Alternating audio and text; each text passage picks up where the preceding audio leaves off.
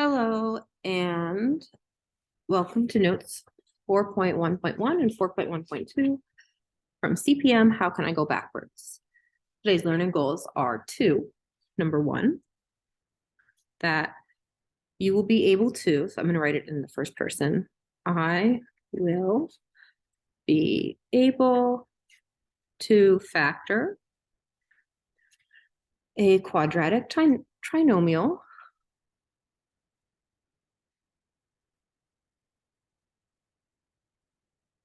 using an area model. And two, that you will be able to, and I'm going to write it again first person, be able to determine when a quadratic trinomial cannot be factored. Period. Okay, so what is a quadratic trinomial? Well, it's something that's written in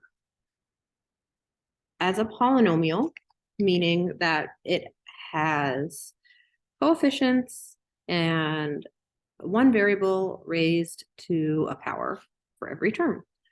That'll be a little bit more clear when we get through this page. So for our first example, we say that a quadratic trinomial is in standard form if it's written like so, where A, B, and C are numbers, period. So for example, 2x squared minus 3x plus 1 is a quadratic trinomial in standard form because 2, -3, and 1 are numbers. We have A equals 2, B equals -3, and C equals 1. And it's quadratic because the largest power, the largest thing x is being raised to, is 2. Okay, here are a couple of non-examples. The following, this one is going to be a quadratic polynomial, but it's not in standard form. So I have -3x plus 2x squared plus 1. Order matters. 2x squared should first. Exclamation point. 2x squared should come first. When I'm writing in standard form is about order.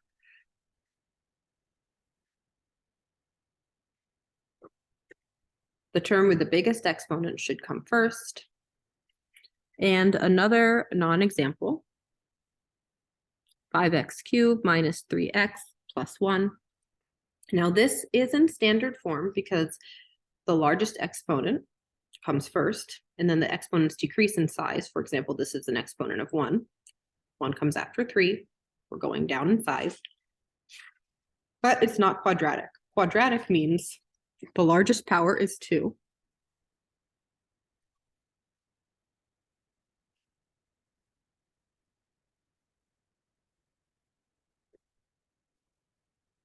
So this is in standard form, but it's not quadratic because here the largest power is 3. Okay, so today we're factoring, which is the process of changing a sum to a product. That's what factoring is. When an expression is written as a product, it is said to be in factored form.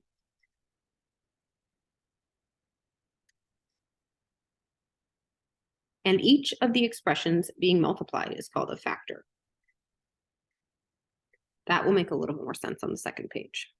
Right now, we're just front-loading all of our vocabulary. Okay, let's take a look at this.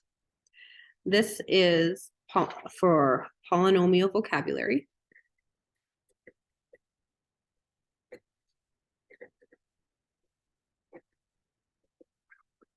Here we have a polynomial, 7x to the 5th power plus 2x to the 2nd power minus 3 is our polynomial.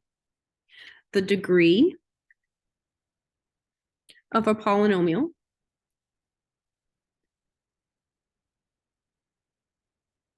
is its largest exponent?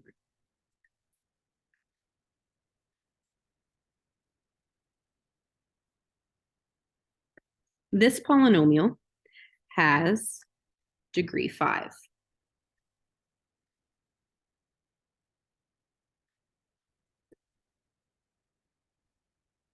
The leading coefficient is the number that is attached to the term with the largest exponent.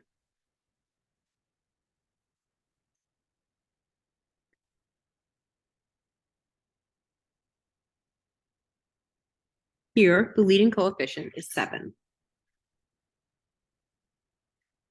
The constant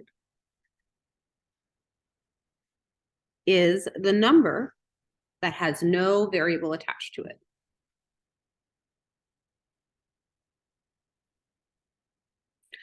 All of these are terms. A term is just a little piece that is separated by a plus sign. Terms are, or minus sign.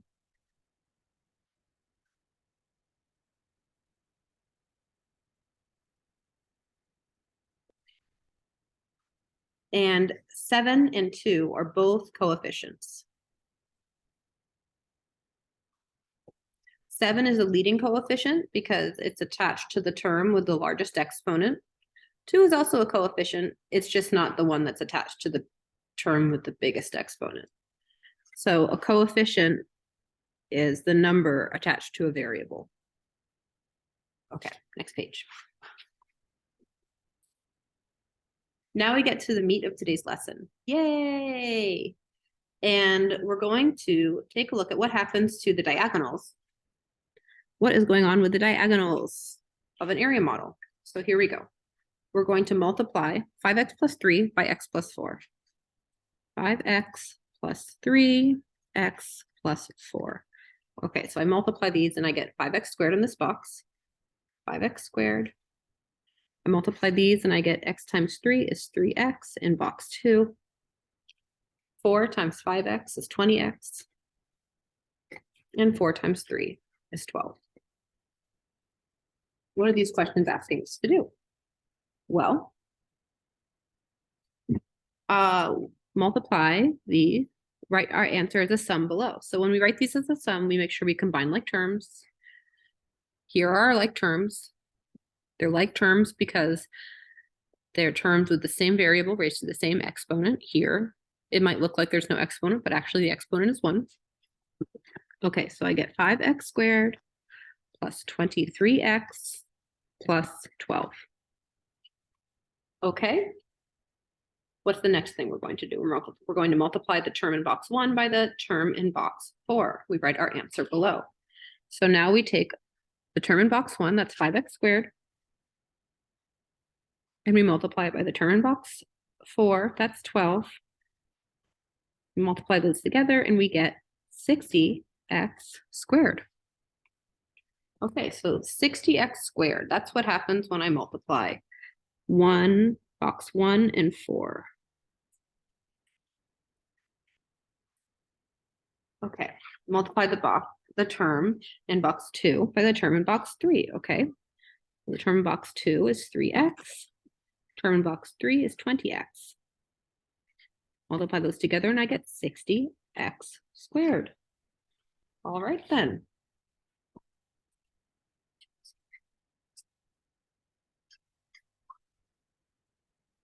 Interesting. Okay. Let's do another example and we'll see if we start to notice a pattern, okay? So let's go again. We're gonna complete our area model, multiply 3x plus 5 by 2x minus 1.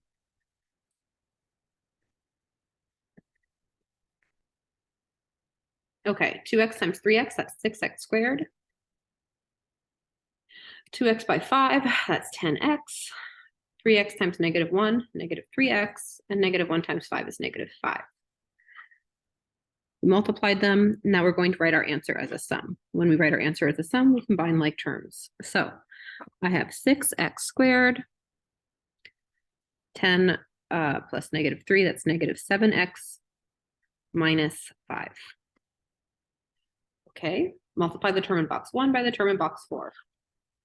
Let's see what happens. I'm multiplying the term in box 1 by the term in box 4. That's 6x squared times -5, which is -30x squared. Multiply the term in box 2 by the term in box 3. Okay, so that's 10x times -3x.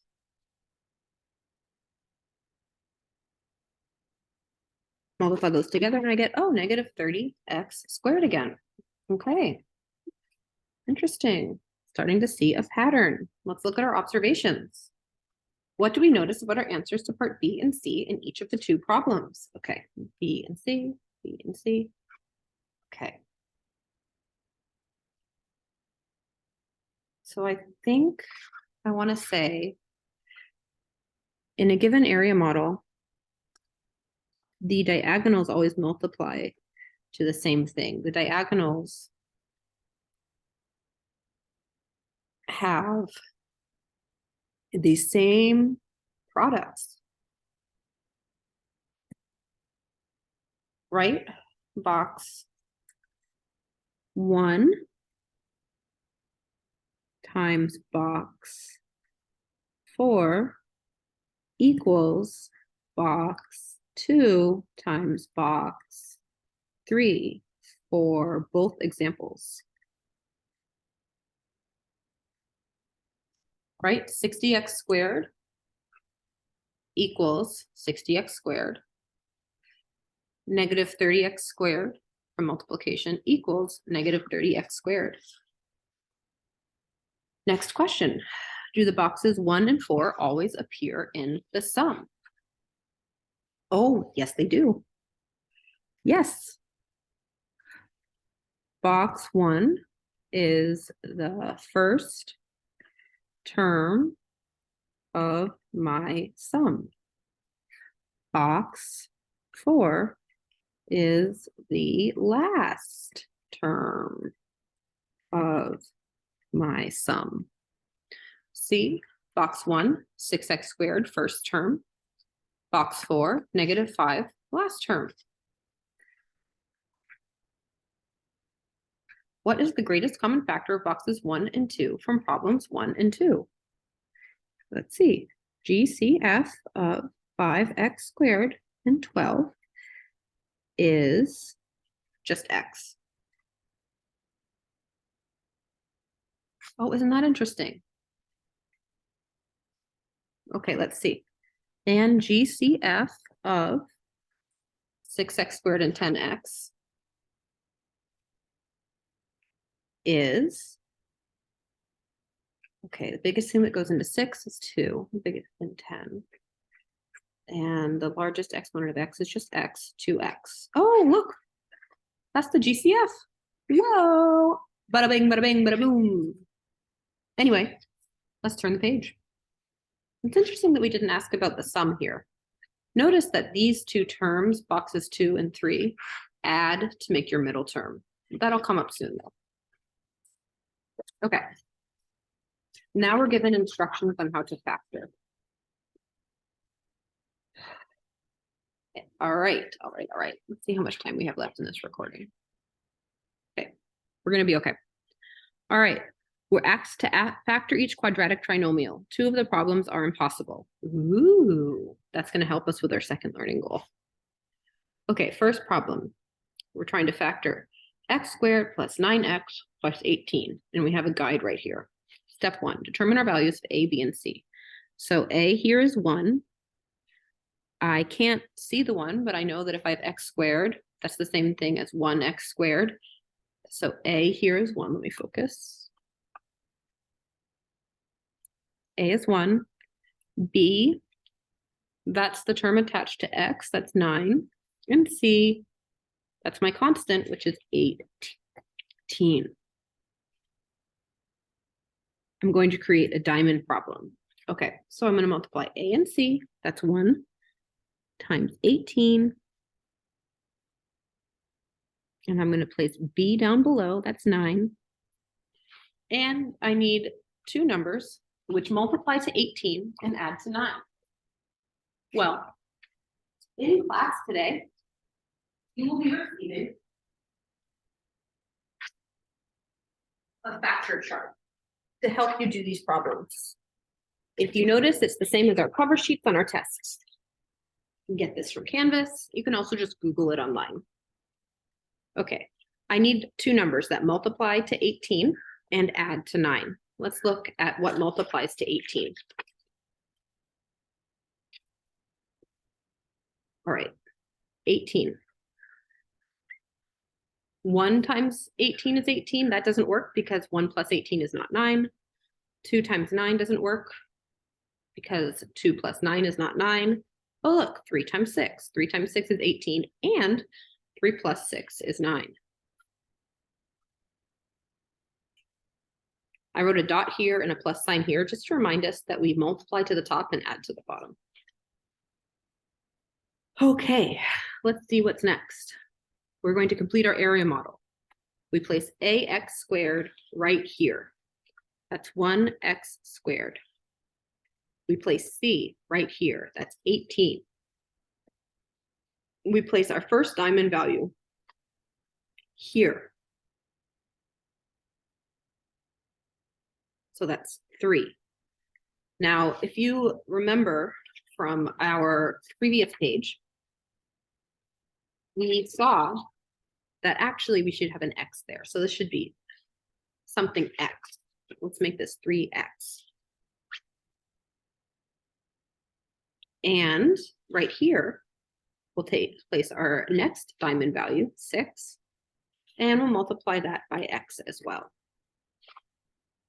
Now, if you notice, box 1, first part of our sum, box 4, last part of our sum, and these two boxes add to the middle term, which is what we want to see.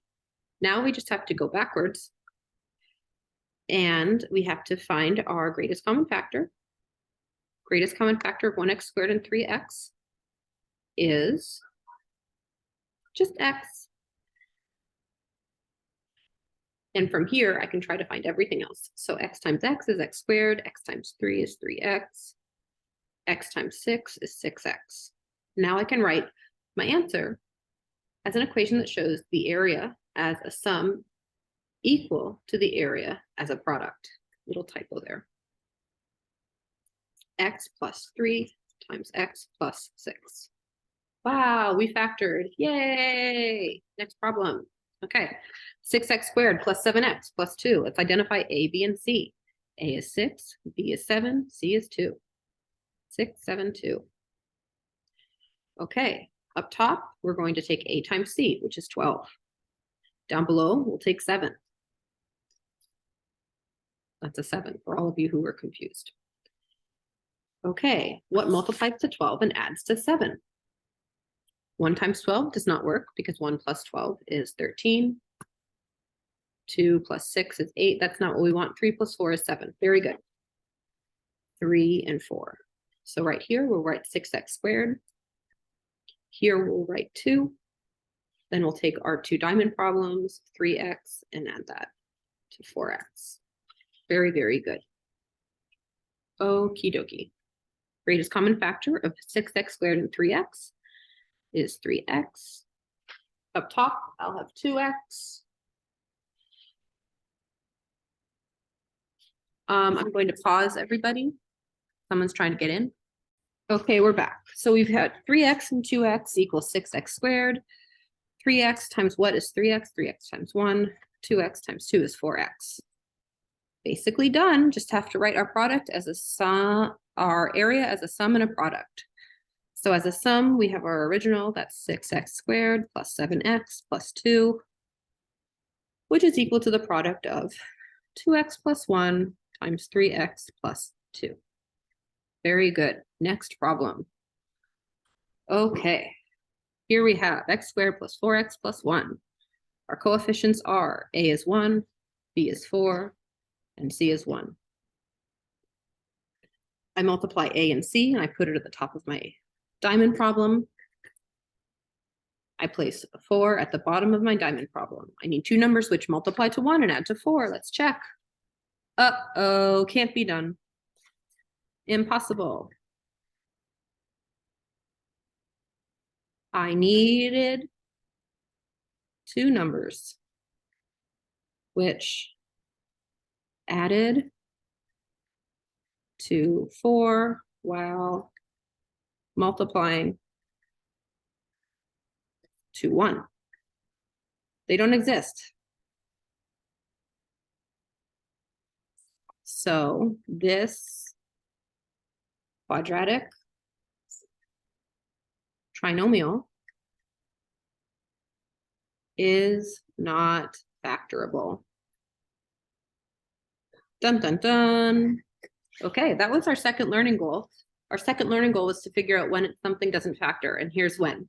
If you have a situation where your A multiplied by C is a number which does not have any factors that could add to B, you have a polynomial, you have a quadratic trinomial which will not factor. Period. Next problem. Okay, now we have x squared plus 5x minus 14. Let's identify A, B, and C. Our leading coefficient, A, is 1. The coefficient of x, that's our B term, which is 5. And C is negative 14. Watch out, everybody. A lot of people lose this negative, but it's important to see it because if you don't have your negative, your product will not equal your sum. All right, let's make our diamond problem.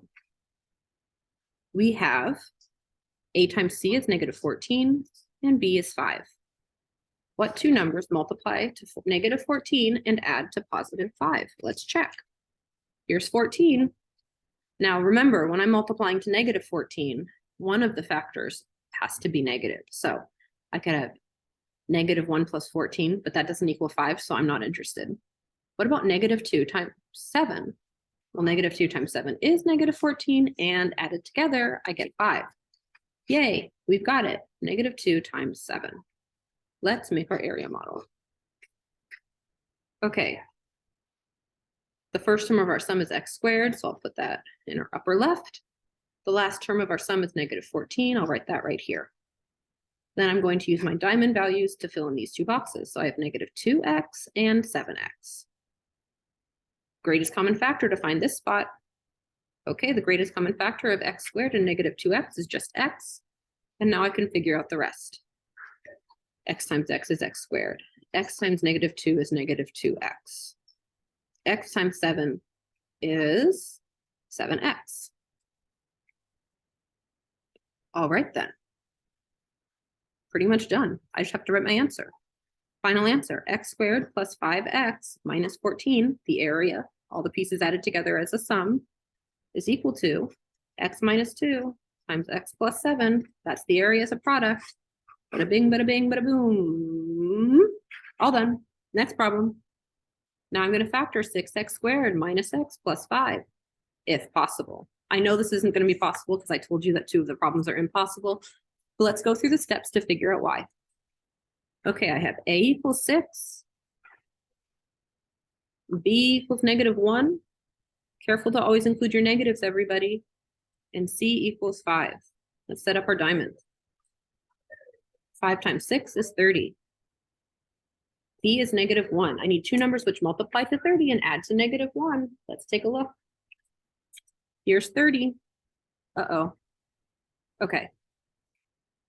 It's tempting to do negative 6 and 5, but negative 6 times 5 equals negative 30. And I'm not trying to get to negative 30. I'm trying to get to positive 30.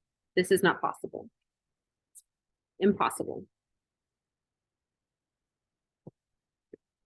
There are no factors of 30 which add to negative 1. Therefore, the quadratic trinomial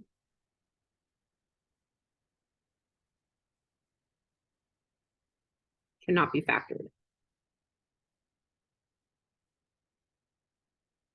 period.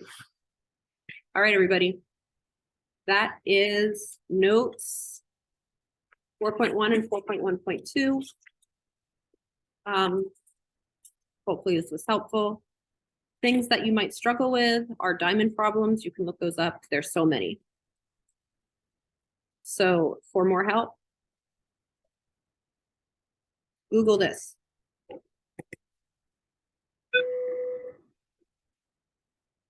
For more practice, try factoring when A equals 1. You can Google that too. And factoring when A does not equal 1. Again, it's a Google thing. Good luck. You're wonderful. Bye-bye.